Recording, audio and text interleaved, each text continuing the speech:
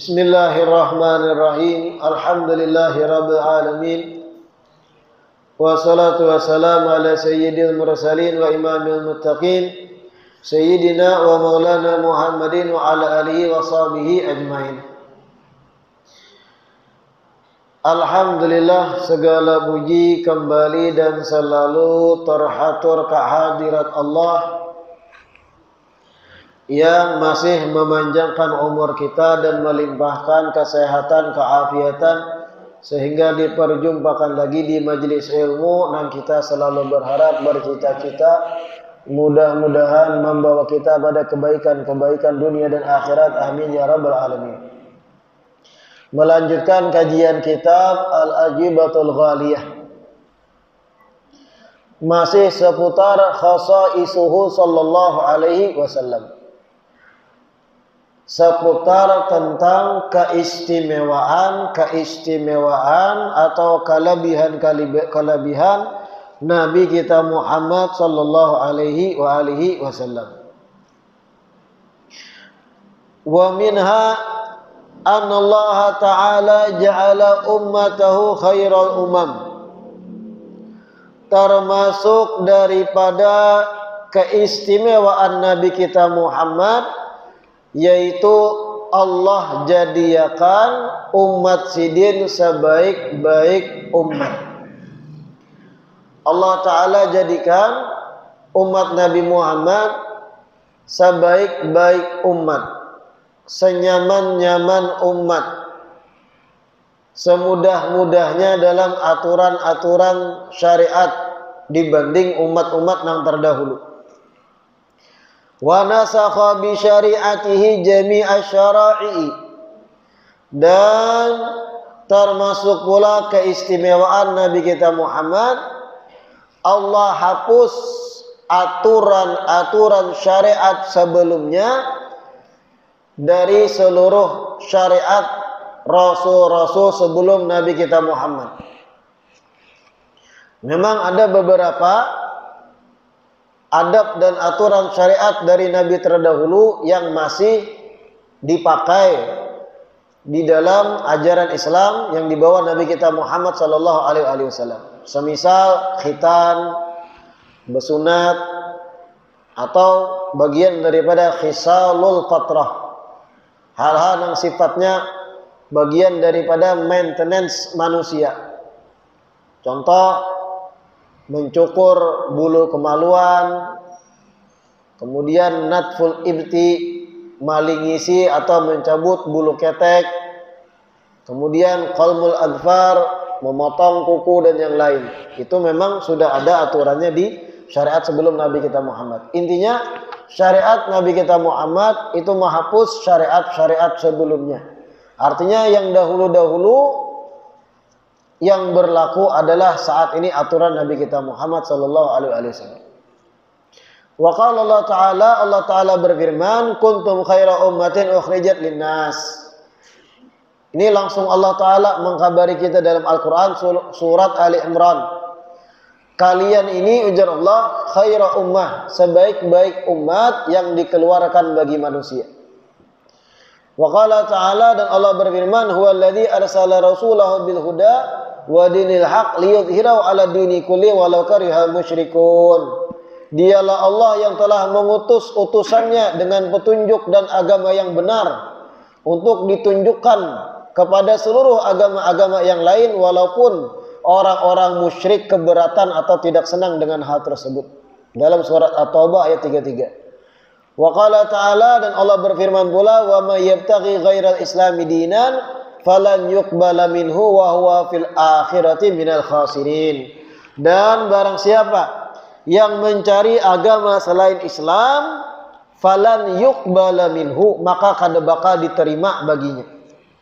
Artinya dari umat akhir zaman ini sampai kiamat, kalau hendak mencari agama selain agama Islam, lan yuqbala minhu, kada diterima Allah Ta'ala. Wa huwa fil akhirati minal khasirin, dan inya termasuk di akhirat orang-orang yang merugi. Wa qala sallallahu alaihi wasallam, dan Rasulullah bersabda, la yasma'u bi ahadun min hadhil ummah yahudiyyun wala nasraniyyun thumma yumut wa lam yu'min billadzi ursiltu bihi illa kana min ashabin nar. Ini hadis riwayat Muslim, bahkan dari Abu Hurairah. Ujar Nabi, tidaklah seseorang dari Yahudi atau Nasrani mendengar apa yang aku diutus olehnya. Tidaklah seorang siapapun dari Yahudi atau Nasrani sudah mendengar dakwahku, mendengar risalahku, kemudian inya kada beriman, matinya kada beriman dengan apa yang aku bawa, mengecualikan orang tersebut termasuk ashabun nar, orang yang akan masuk dalam neraka. Nabi. Nah, ini penegasan bahwa agama Yahudi dan agama Nasrani, meskipun itu mereka mengklaim dasarnya dari Nabi sebelum Nabi kita Muhammad juga, Yahudi Nabi Musa, kemudian Nasrani nisbat mereka pada Nabi Isa semisalnya, tetap kada diterima. Yang diterima adalah syariat yang terakhir, yang penutup, yang dibawa Nabi kita Muhammad SAW, yang kita kenal dengan ajaran Islam. Selanjutnya, mu'jizatuhu sallallahu alaihi wasallam. Pembahasan seputar mukjizat Nabi kita Muhammad sallallahu alaihi wasallam.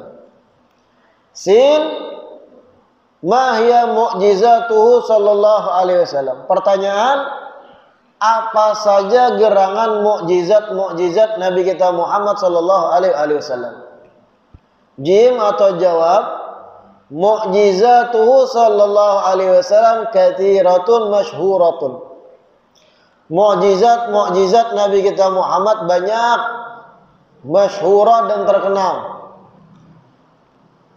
Mukjizat Nabi banyak dan terkenal.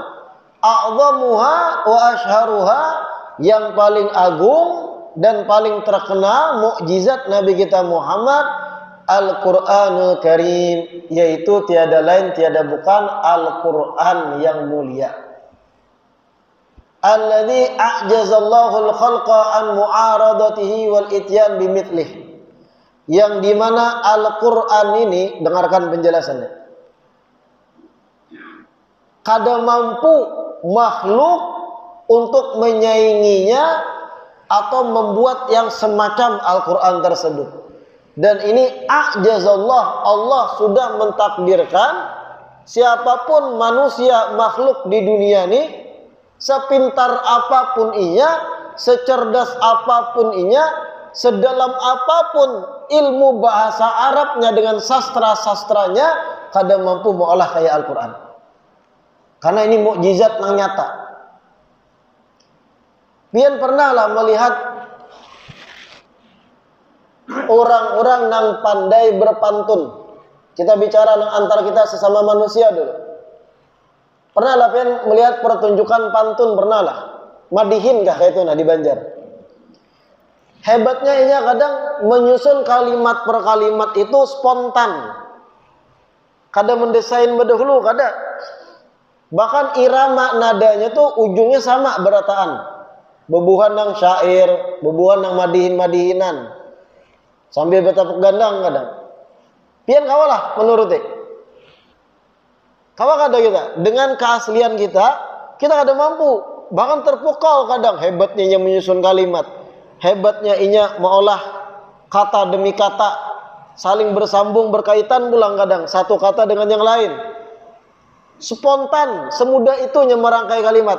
Nah, kita mengakui kada mampu kita mengolah. Kita punya batasan di situ. Kadang awal kita.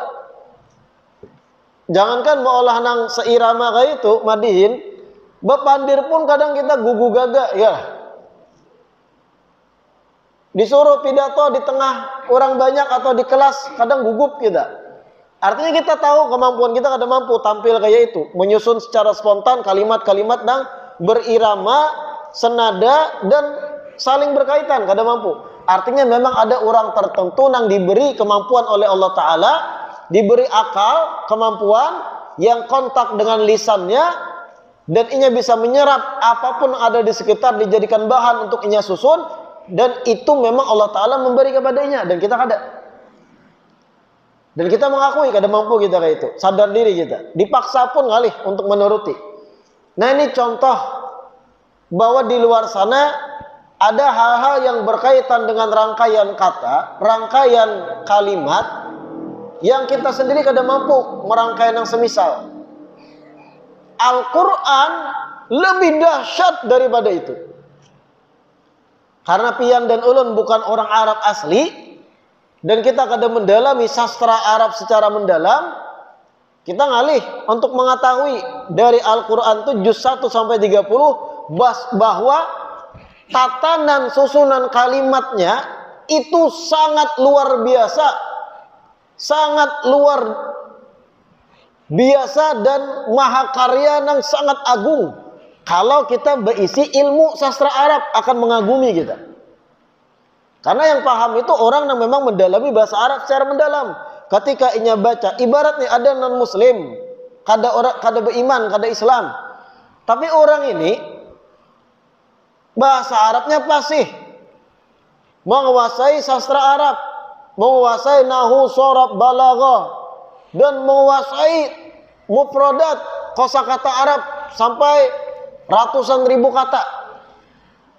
Non muslim yang hebat bahasa Arab tadi, surungi Al-Quran, suruh baca sampai akhir, akan terpukau dan akan terkagum-kagum. Aku yakin ini bukan karangan makhluk dia. Karena saking hebatnya tatanan bahasa Arab di dalam Al-Quran itu, yang mana inilah tadi mukjizat Nabi kita Muhammad. Kada mungkin ulahan manusia. Ini pasti wahyu yang suci dari ilahi Rabbi, Tuhan semesta alam. Nah ini yang dimaksud Al-Quran itu mukjizat yang paling masyhur yang dimiliki Nabi kita Muhammad. Ya kalau kita yang kada bisa bahasa Arab, kada kawa kita menilai. Tapi ulun beri analogi tadi, ketika mana pian menonton Madihin, sejam inya tampil dengan ahli Madihin tadi itu, macam-macam secara spontan inya menyusun kalimat, saling pantun sambut kadang, dan itu spontan loh, kada bahapalnya. Hebat inya merangkai dengan waktu sepersekian detik, langsung ada tatanan kalimat keluar. Kita berdecak kagum luar biasa, padahal itu makhluk. Dan kita mengakui kita kada mampu menyusun dengan itu. Ini Al-Quran lebih dahsyat, lebih agung daripada itu. Orang Arab yang non muslim jar ulun, tapi menguasai secara mendalam sastra Arab, yang kada pernah sebelumnya membaca Al-Quran, suguhi Al-Quran akan terkagum-kaguminya. Al-Fatihah sendiri satu surat dia pelajari, ini kada mungkin ulahan makhluk. Dengan pengalaman inya yang bertahun-tahun mempelajari sastra Arab, membaca satu ayat gin atau satu surat gin terkagum-kaguminya. Belum kalau berbicara tentang isi kandungan Al-Quran yang relevan dengan keadaan modern. Al-Quran tuh 1400 tahun yang lewat diturunkan.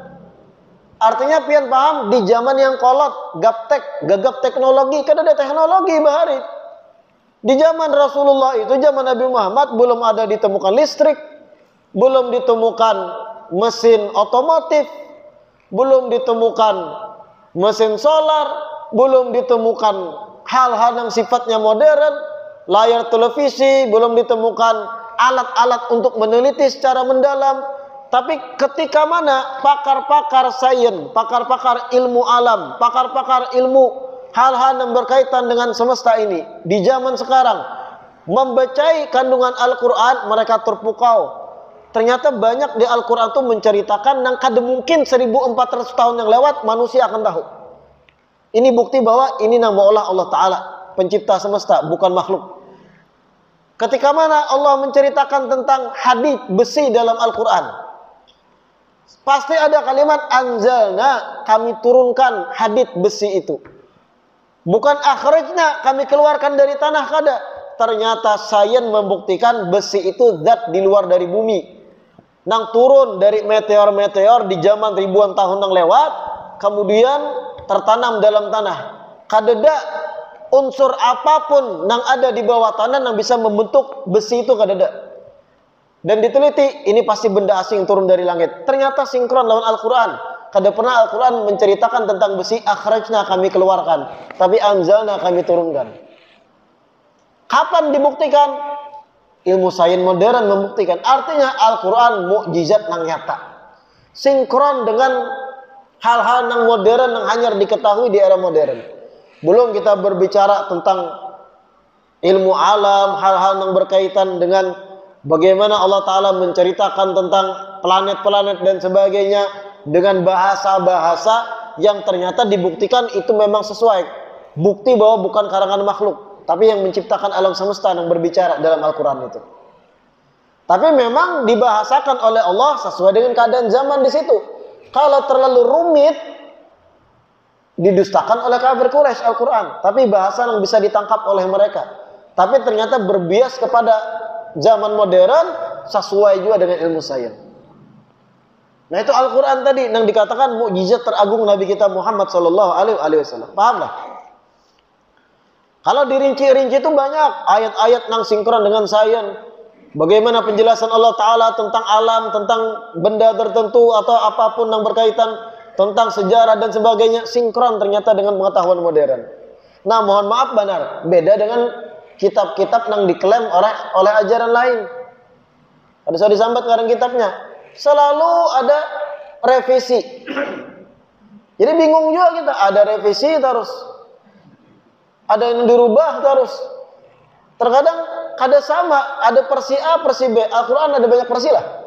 Lihat, tegar, kokoh, tak lekang dimakan zaman Al-Quran. Kenapa? Karena sinkron. Nang menulisnya, nang menyusunnya, nang mengarangnya bukan makhluk. Nah ampun semesta. Jadi kadang mungkin ada i'tiradat, hal-hal yang bertentangan dengan pengetahuan modern yang masuk akal kadang. Beda nang kitab suci, nang diklaim suci nang lain nih. Kadang ada revisi A, ada yang merevisi dari petinggi agama mereka dan sebagainya. Nah lalu kayak hendak percaya gitu. Nah ini yang dimaksud tadi, a'dhamuha, paling agung yang mukjizat Nabi adalah Al-Quran. Ma'atahaddihim bidzalik wa ma'abad lijudihim fima hunalik.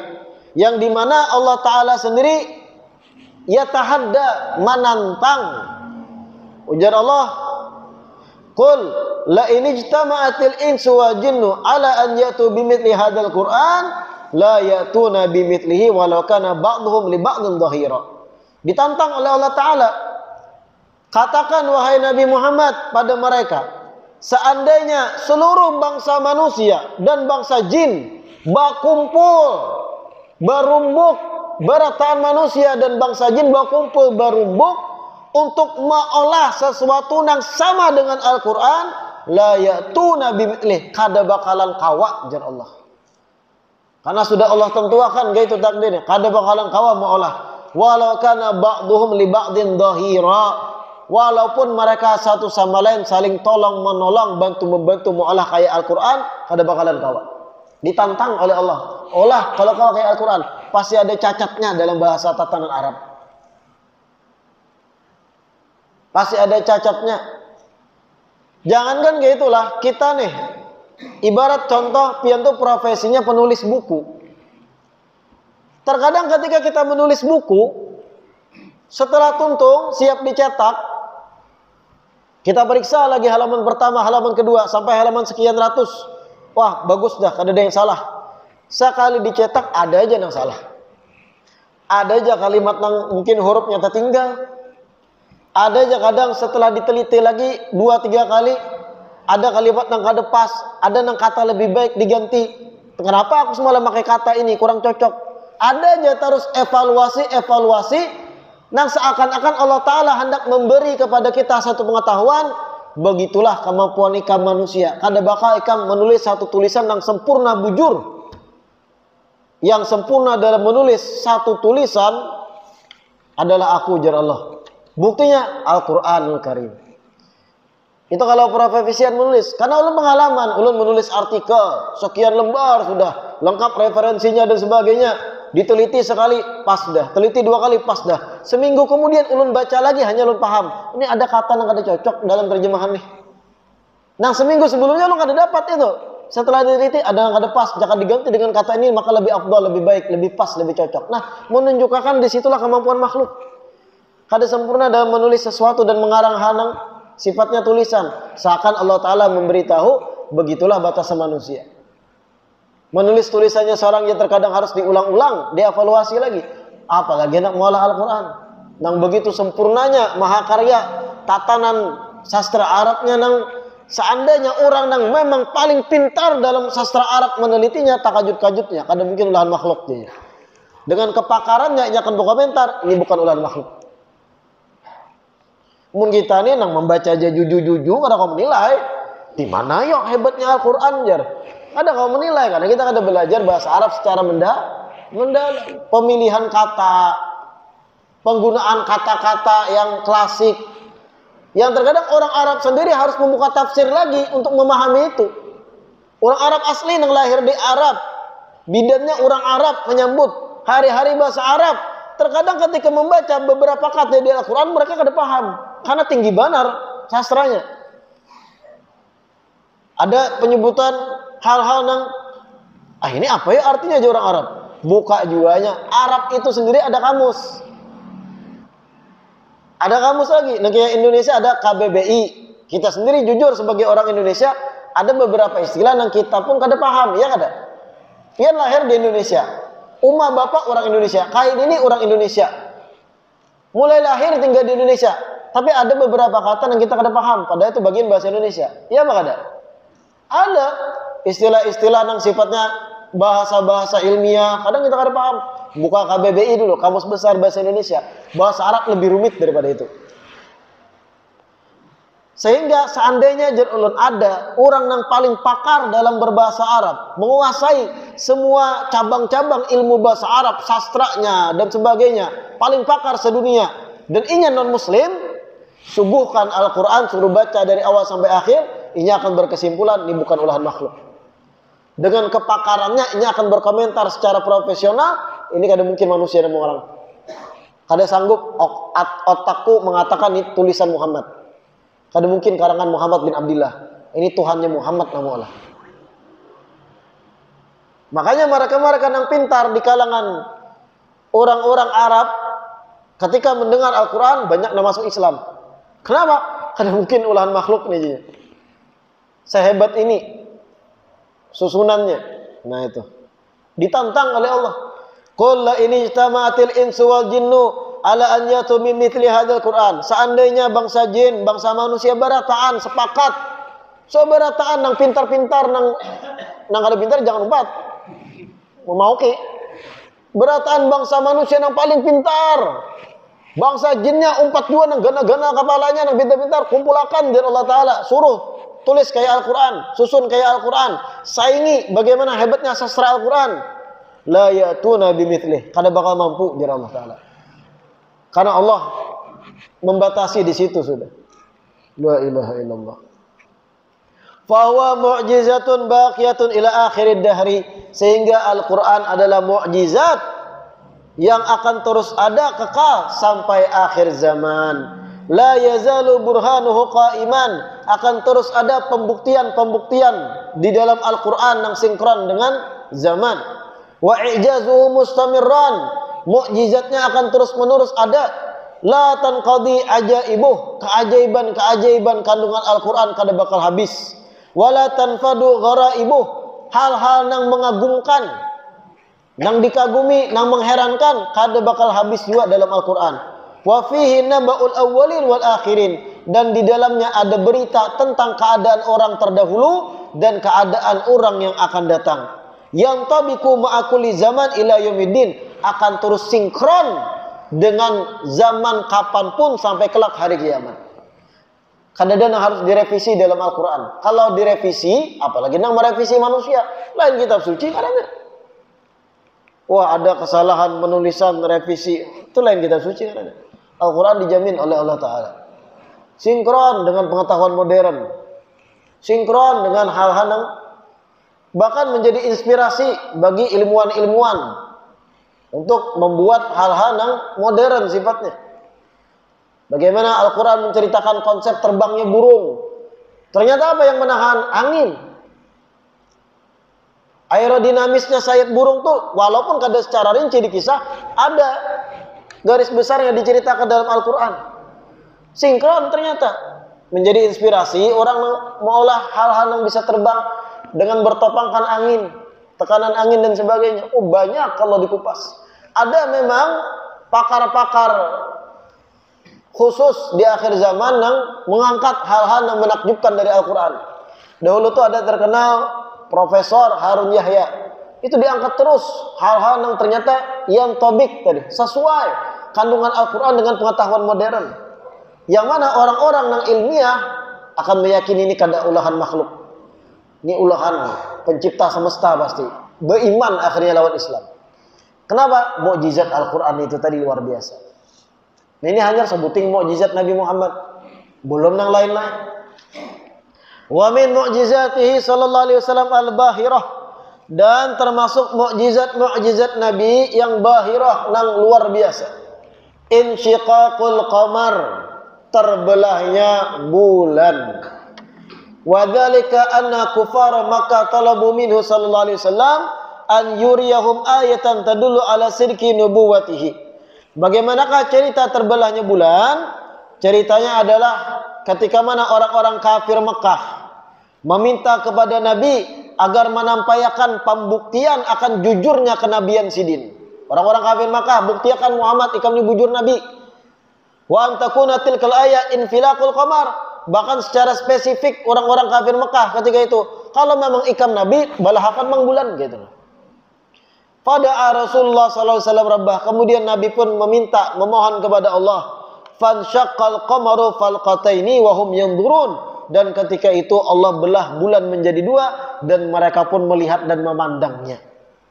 Dan ini sejarah ini mutawatir diceritakan ke generasi selanjutnya pada generasi selanjutnya pada generasi selanjutnya sehingga kada kawa dibantah akan kebenaran berita ini sesuai dengan kesaksian mereka yang melihat langsung ketika itu dibelah. Faqala sallallahu alaihi wasallam ishhadu, kemudian Nabi berucap, lihat itu terbelahnya Nabi. Perhatikan. Tsumma innal kufar sa'alu ahlal afaq har au mithla dzalik. Kemudian kada tuntung di situ. Kafir-kafir Mekah tadi disebut dalam tarikh, dalam sejarah bertakun dengan orang-orang lain yang jauh dari Mekah. Di malam sekian, hari sekian, tanggal sekian, kalian melihat bulan terbelah kada? Dan berataan mengatakan fa akhbaru annahum ra'au dzalik. Mereka pun melihat bulan di malam sekian yang ditakunakan terbelah. Faqalu inna Muhammadan, tapi dengaran orang-orang kafir Quraisy Mekah ini, kafir-kafir Mekah ini yang memang getol menolak kenabian Nabi, tatapnya mereka berucap inna Muhammadan sahara ahlal ard. Sesungguhnya Muhammad menyihir seberatan penduduk bumi. Mata mereka yang disihir pada bulan kada terbelah, ujar orang kafir Makkah. Nah, pembebalnya tuh sudah dibalahakan, ditakuni orang sekitar berataan melihat terbelah jar. Demi untuk kada beriman lawan Rasulullah, Muhammad nak menyihir berataan tuh aja. Bulannya sebenarnya kada terbelah, kan? Kita tertawa mendengar ini, bungulnya lah orang kafir. Tapi bisa jadi kalau kita ada di zaman itu, 4 golongan buahnya loh. Kenapa? Karena kecurigaan dengan kenabian Nabi Muhammad itu, kalau faktor duniawi kita kuat, kita bisa umpat dengan orang-orang kafir Quraisy. Kenapa sampai Abu Jahal, Abu Lahab, dan Umayyah bin Khalaf, orang-orang petinggi kafir Quraisy itu menolak kenabian Nabi Muhammad? Karena mereka takut kekuasaan mereka dalam perdagangan, kedudukan mereka yang tinggi di mata orang-orang Arab di zaman itu. Dengan mengakui Muhammad sebagai seorang nabi, mereka akan dijajak kedudukannya. Mereka tuh sebenarnya mengakui Muhammad kada mungkin berdusta. Karena Muhammad nih semenjak kecil kami tahu kalau pernah bakar ramput, orangnya amin, terpercaya. Mereka percayakan Nabi Muhammad umur 35 untuk apa? Menyelesaikan perselisihan di depan Ka'bah. Ketika mana petinggi-petinggi kabilah Arab itu mentajdid, memperbaharui bangunan Ka'bah, lalu terakhir tersisa siapa nang menandak Hajar Aswad. Seikung aku nang berhak, jar kabilah seikung, aku berhak. Akhirnya keputusannya siapa orang nang masuk di pagi ini, itu nang kita suruh untuk mengangkat. Ternyata Nabi Muhammad nang datang. Berucap nang beratan, oh kalau itu nang memang menjadi tahkim kita, nang akan menyelesaikan perkara perselisihan siapa menandak Hajar Aswad, kami percaya dengan itu, karena dia amin, orang terpercaya. Orang-orang kafir Quraisy beratan tahu kada mungkin yang namanya Muhammad bin Abdullah itu bakal ramput, karena jujur, integritasnya tinggi, dalam berdagang jujur, kada pernah bakal ramput, pergaulannya terjaga. Tapi kenapa mereka kada beriman dengan kenabian Nabi Muhammad? Ada faktor takutan kedudukannya tertindas, faktor cinta duniawinya kuat.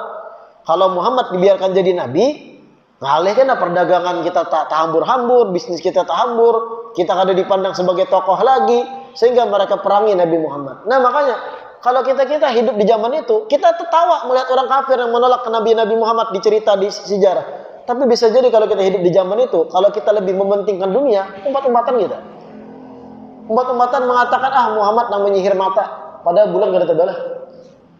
Karena mereka takutan dunia mereka tuh direnggut apabila mengakui Muhammad sebagai nabi. Ujar Nabi, "Ishhadu," melihat bulan terbelah di sini. Tapi tetap orang-orang kafir Quraisy mengucap, "Inna Muhammadan sahara ahlul ard." Sesungguhnya Muhammad itu menyihir mata penduduk bumi sehingga melihat seakan terbelah padahal kada.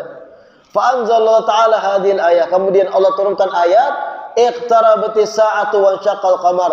Telah dekat waktu penghabisan, wa syaqqal qamar, dan bulan terbelah. Wa in yarau ayatan yu'ridu wa yaqulu sihrun mustamir.